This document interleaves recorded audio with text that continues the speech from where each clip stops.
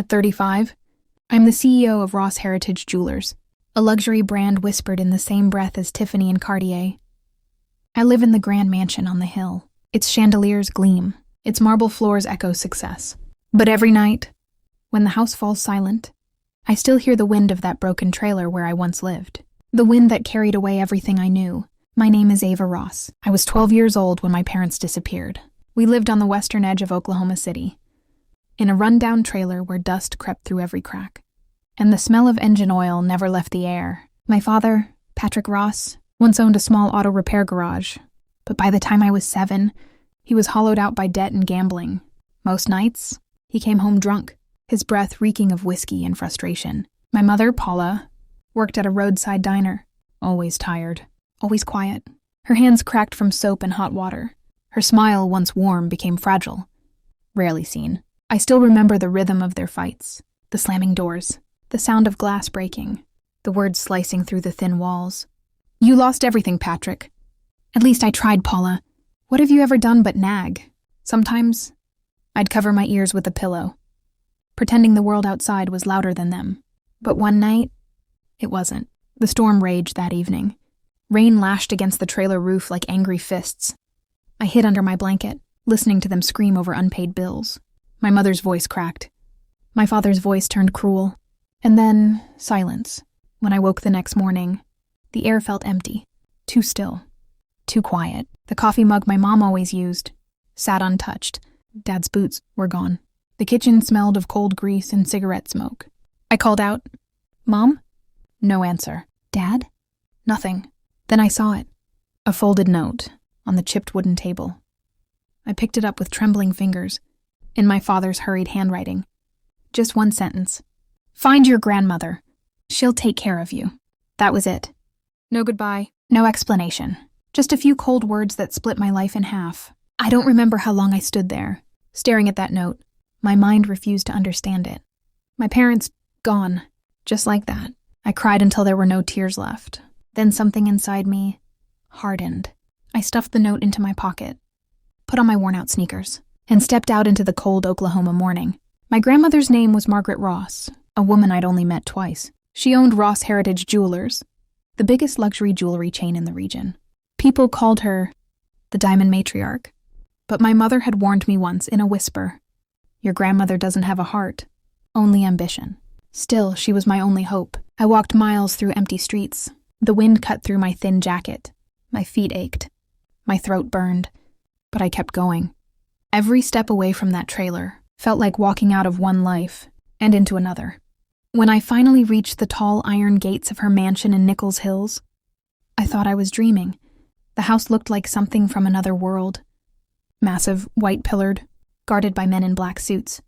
Through the gates I saw a perfect garden, trimmed like it belonged to someone who never knew chaos. I was about to call out when the dizziness hit me. My legs gave way. The world spun. When I opened my eyes again, I was lying on a couch in a grand hallway. A tall man in a dark suit leaned over me. His face kind, his voice calm. "Easy there, young lady," he said softly. "You're safe now." He introduced himself as Raymond Lawson, my grandmother's butler. I told him who I was, my voice shaking. He studied me for a long moment, then nodded. "Wait here," he said, and disappeared through a set of heavy oak doors. Minutes later, those doors opened again, and she appeared. Margaret Ross. Every step she took echoed power.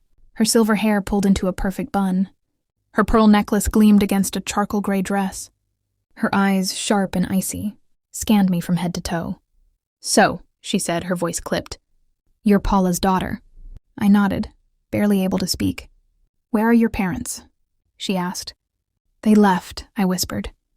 "They told me to find you." For a brief second, her expression flickered. Something like pity, but it vanished as quickly as it came. She turned to Raymond. "Prepare a room for her," she said. Then looking back at me, "This is not a home for weakness, Ava. If you stay here, you will learn strength. Or you will leave." That night, I lay in a bed softer than anything I'd ever felt. I couldn't sleep. The chandelier above glittered. Like stars I couldn't touch. I thought about my parents' faces. The note in my pocket, the coldness in my grandmother's eyes.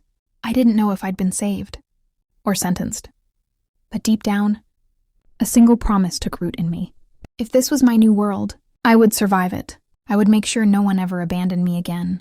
The next morning, I woke up to a sound I'd never heard before. A bell, not a phone alarm, not my father's angry yelling, a soft, deliberate chime, echoing through long corridors. For a few seconds, I forgot where I was. Then the memories came rushing back. The trailer, the note, the mansion, my grandmother's voice. I climbed out of bed, my bare feet sinking into the thick carpet. Everything around me looked too polished, too perfect, like I had fallen into a photograph where I didn't belong. When I opened my door, Raymond stood there holding a tray. Eggs, toast, and a glass of orange juice. He smiled faintly. "Good morning, Miss Ava. Mrs. Ross would like to see you in her study, after breakfast." His voice was polite, but something in it warned me this wasn't a request. I dressed quickly, brushing my hair as best I could, and followed the faint ticking of a grandfather clock down the marble hallway. The study door was half open. My grandmother sat behind a wide mahogany desk, her posture perfectly straight, sunlight glinting off the gold frame of her glasses. "Come in," she said, without looking up. I obeyed, clutching the hem of my oversized sweater. Without a word, she slid a sheet of paper across the desk toward me. 5 short lines, handwritten in elegant ink. Discipline above comfort, truth above excuses, responsibility above emotion, independence above need, grace above chaos. "These," she said, finally meeting my eyes, "are the rules of this house. You will live by them, if you intend to stay." I swallowed hard. "What if I can't?" I whispered. Her lips curved, barely. "Then you will learn." That was the beginning of my education. Not in school, but in survival. Every morning, before sunrise, I was expected to run around the garden twice. At 6 sharp, breakfast. By 7, lessons. My grandmother had arranged a private tutor for academics, and another for etiquette. Raymond oversaw my schedule, never raising his voice, but ensuring I never missed a single task. At first, I hated it. The mansion felt like a museum, and I was the misplaced exhibit. I missed my mother's voice, even the shouting, even the noise of the trailer park. But slowly, something shifted. One evening, while helping Raymond organize the library, I found a sketchbook tucked behind old ledgers. Inside, drawings of jewelry, necklaces, rings, designs shaped like flowing vines and falling stars. I couldn't resist. I added my own. A small pendant, inspired by my mother's diner locket. It wasn't perfect, but it made me feel connected, like I could create something beautiful from nothing. The next morning, my grandmother found it. I froze. "Did you draw this?" she asked, holding up the sketch. "Yes," I whispered. She studied it, then placed it down. "Pretty dreams won't feed you, Ava. Focus on your studies."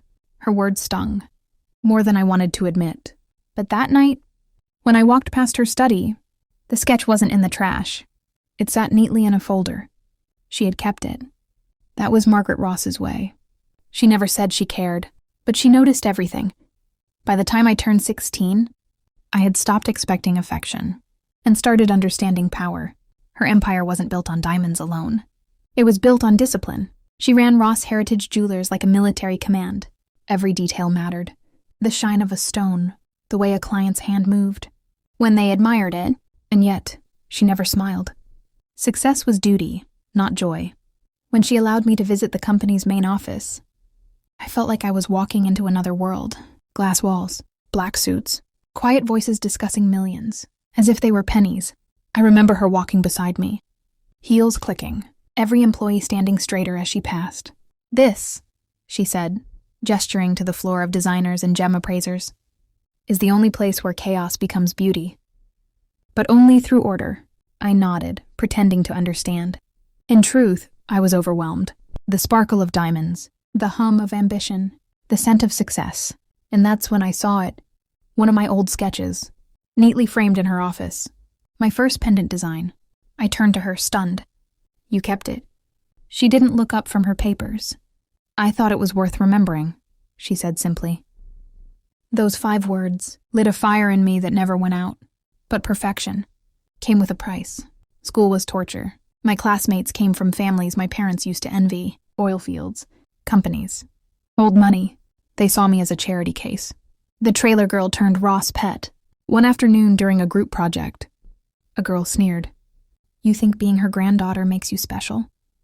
You'll always be that abandoned kid. The room went quiet.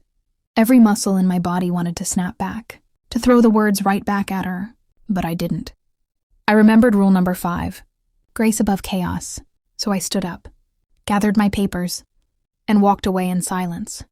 Later that night, my grandmother noticed the redness in my eyes. Did someone upset you? She asked, her tone sharper than usual. I hesitated. Just words, nothing that matters.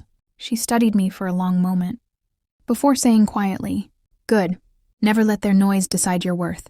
Diamonds form under pressure, Ava. Not comfort. That was her version of comfort. A truth wrapped in steel. Years passed, and her lessons carved me into something new. By 19, I was helping manage design portfolios. By 21, I was presenting at meetings. My grandmother no longer called me child. She called me Miss Ross. One night, she handed me a small velvet box. Inside was a pendant, a flawless recreation of my first sketch. I had this made, she said softly. A reminder that beauty and discipline can coexist. My throat tightened. Thank you, I whispered. She gave a faint nod, then turned away. Don't thank me, she said. Just prove you deserve it. I didn't know then that her tests were far from over, or that the hardest one of all, the one that would decide the fate of everything she built, was waiting just around the corner. By the time I turned 25, my grandmother's empire had become my entire world. I wasn't the little girl from the trailer anymore. I was Ava Ross, assistant creative director at Ross Heritage Jewelers. My sketches had evolved into full collections. My designs appeared in glossy magazines, under her proud, minimalist brand name. And for the first time, I started to believe I truly belonged. Every morning, I'd walk through the glass doors of our Oklahoma City headquarters, nodding at employees who still whispered my grandmother's name, like she was a legend. Because she was. Margaret Ross didn't just build a company. She built a dynasty of precision, and I was finally part of it. Then, one afternoon in late spring, Raymond appeared at my office door. His face unusually pale. Miss Ava, he said softly. There are visitors waiting in the drawing room. Something in his tone made my heart skip. Who? He hesitated. Your parents. The world seemed to tilt beneath me. I hadn't heard that word. Parents, spoken in years. When I walked into the drawing room, my breath caught. There they were. Paula and Patrick Ross, older, thinner, ghosts of the people I once knew. My father's hair had gone almost completely gray. His skin was sallow, his eyes hollow, but still sharp in that desperate way gamblers have. My mother's hands trembled in her lap as she tried to smile. Ava, she said, her voice trembling. Look at you, you're beautiful. For a moment, I almost believed her. Almost. What are you doing here? I asked quietly. My father spoke first, his tone forcedly calm. We've fallen on hard times. Medical bills, debt. Your mother's been sick and... He glanced at her, then back at me. You're doing well now, sweetheart. Surely you can help us out. Just until we get back on our feet. My pulse pounded.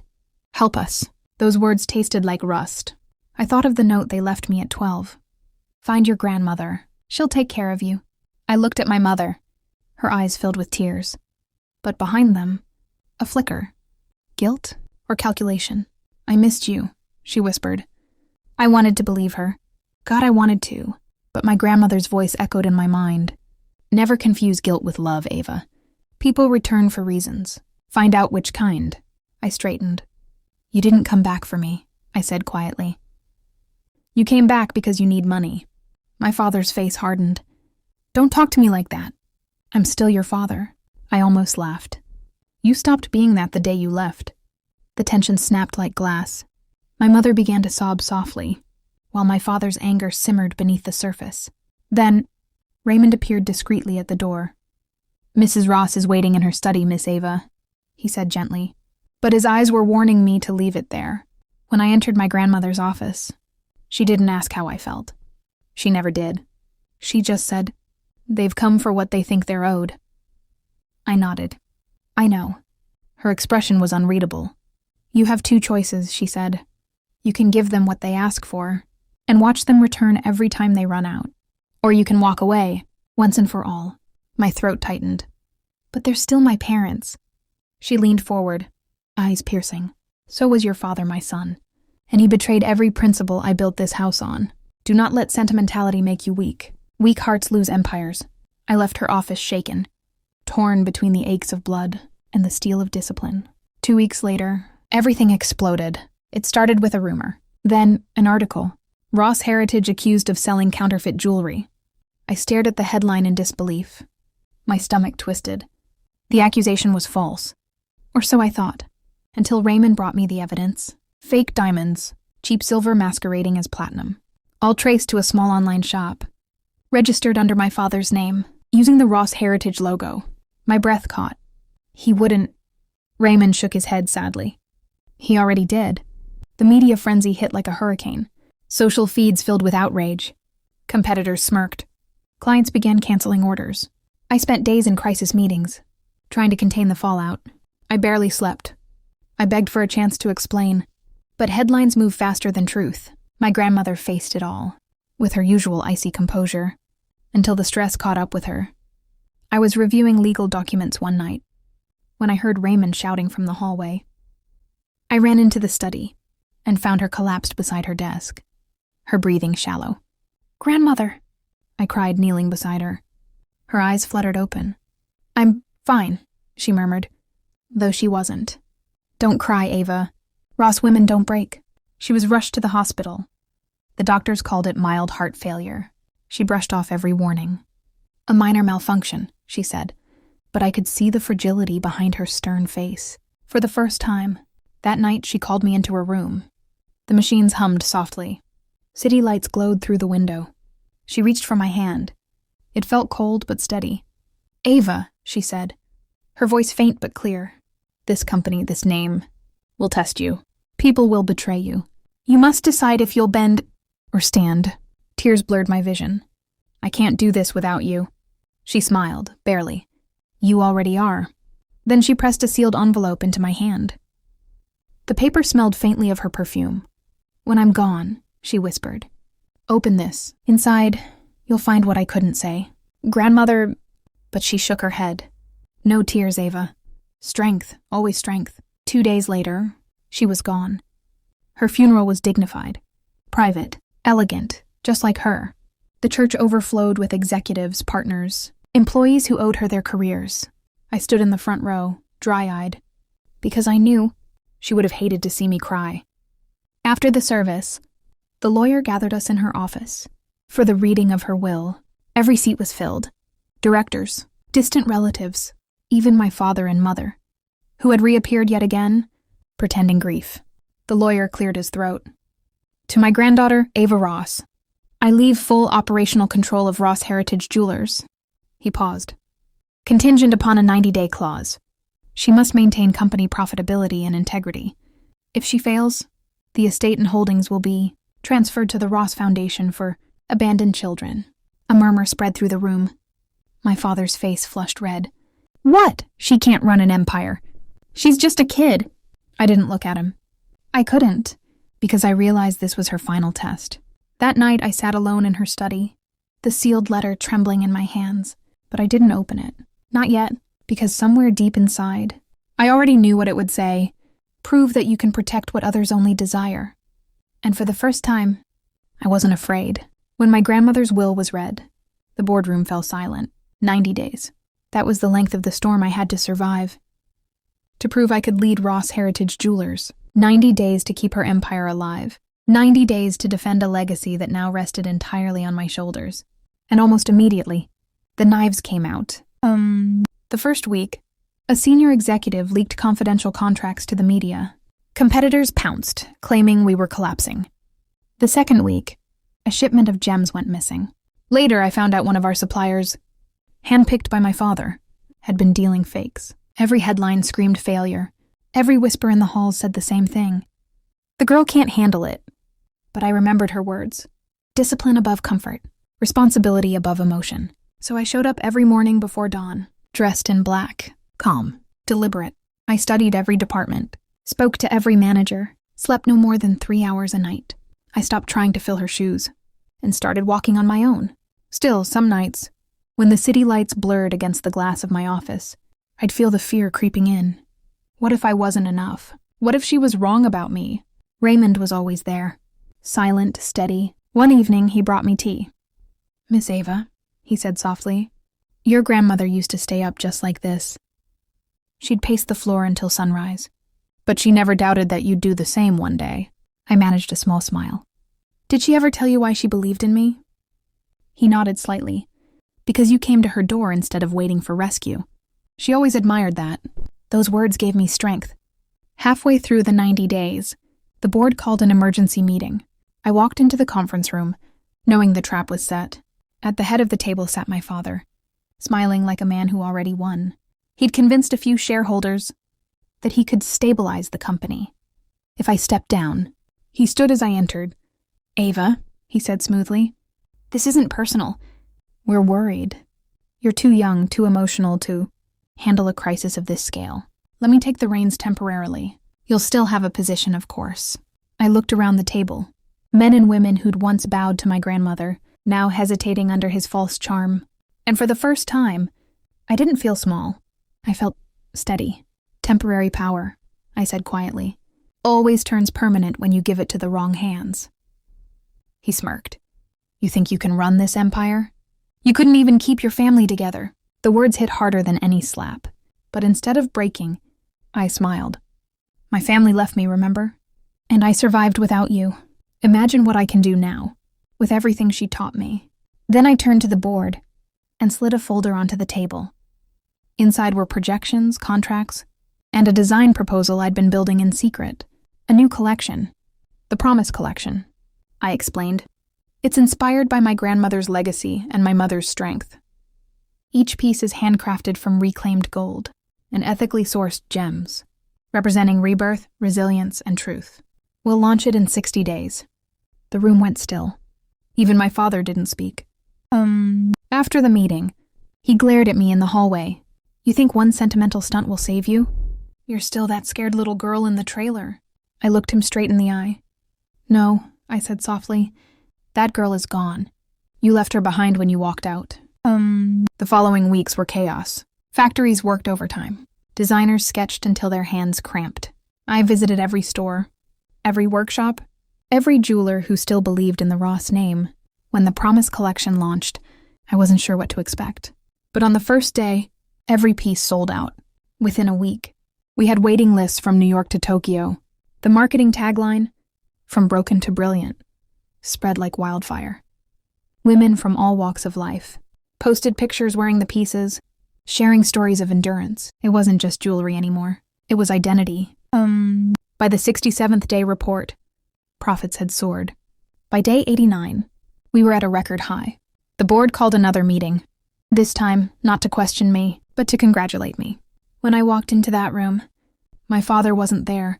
He had vanished again, leaving behind only debt and silence. That night, I sat in my grandmother's study, the one she used to fill with her quiet authority. The sealed letter she'd left me lay on the desk. I had carried it with me every single day since her death. But I had never opened it, because it felt like a door I wasn't ready to close. My hands trembled as I broke the seal.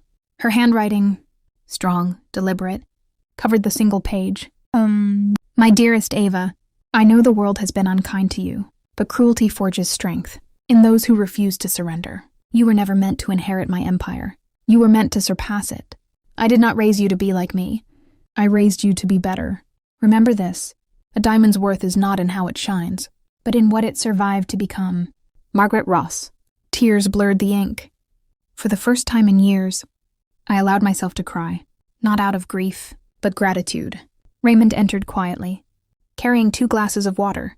He paused when he saw the letter in my hands. "Did she tell you what you needed to hear?" he asked softly. I smiled through my tears. "Yes," I whispered. "She told me I was never her heir. I was her legacy."